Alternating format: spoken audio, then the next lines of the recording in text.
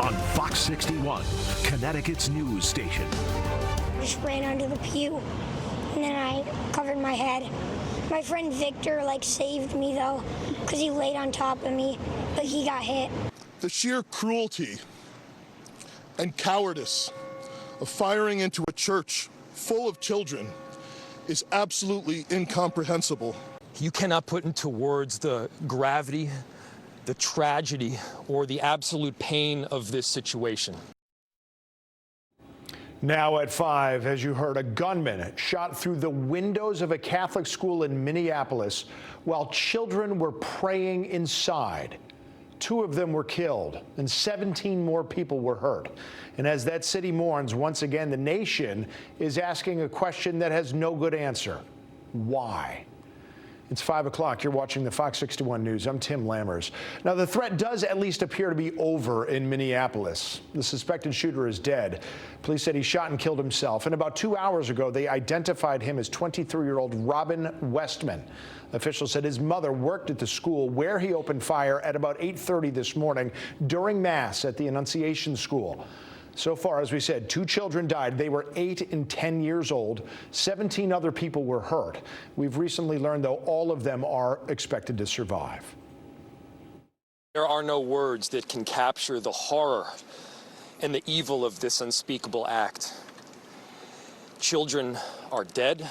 Minneapolis Police Chief Brian O'Hara said the shooter carried a rifle, a shotgun, and a pistol.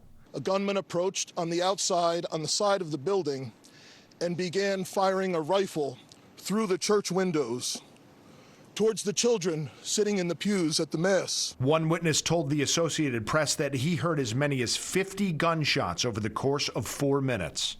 This was a deliberate act of violence against innocent children and other people worshiping. First responders found the gunman dead shortly after converging on the school.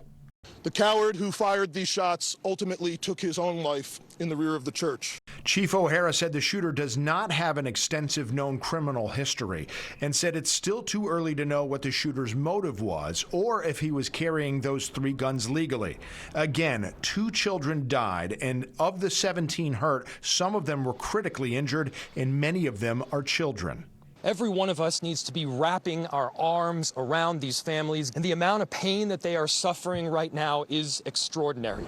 Minneapolis Mayor Jacob Frey called for action. And don't just say this is about thoughts and prayers right now. These kids were literally praying. It was the first week of school. They were in a church. Chief O'Hara said detectives are processing the car that the gunman left behind.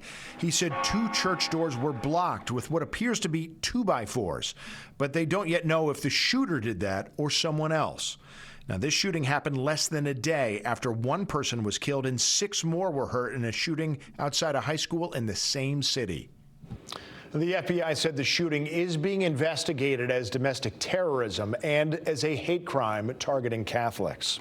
Of course, after Sandy Hook, a mass shooting involving children hits especially hard in Connecticut. Well, today, the state Republican Party released a statement saying that today we should mourn the victims and tomorrow we should act to prioritize public safety and deal better with mental illness. We also today asked Senator Richard Blumenthal for his thoughts while in East Hartford. I think with kids going back to school, Congress coming back to Washington, D.C., there ought to be action. I'm saddened, but I'm also just angry, disgusted. The Newtown Action Alliance's chairwoman, Poe Murray, sent a statement to Fox 61 saying in part, quote, "As the neighbor of the Sandy Hook shooter, I know all too well the terror that leaves communities scarred forever. My heart breaks for the families in Minneapolis experiencing this unimaginable nightmare. 2 innocent children brutally struck down during a mass in a place meant for peace, not violence." Now, President Trump has ordered all U.S. flags on public buildings to be flown at half-staff until sunset this coming Sunday to honor the victims. Governor Ned Lamont has also directed Connecticut state flags to be lowered in remembrance. You'll find more coverage of this deadly mass shooting on our free Fox 61 app. If you don't have it already, you can scan that QR code on your screen to download it, or alternatively, you can go to fox61.com any time of day.